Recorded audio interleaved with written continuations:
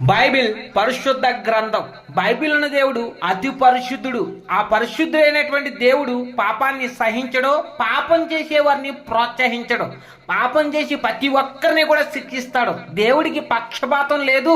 నా హృదయాంశరుడు అని దేవుడి ద్వారా గొప్ప పేరు పొందినటువంటి దావీదు పాపం చేసినప్పుడు దేవుడు పోన్లే మనోడే కదా, నాకు పెద్ద మందిరం కట్టించాలి అనేటువంటి గొప్ప ఆలోచన కలిగి ఉన్నాడు. ఇంతవరకు ఎవరికి కూడా నాకు మందిరం కట్టించాలి అనేటువంటి ఆలోచన లేదు.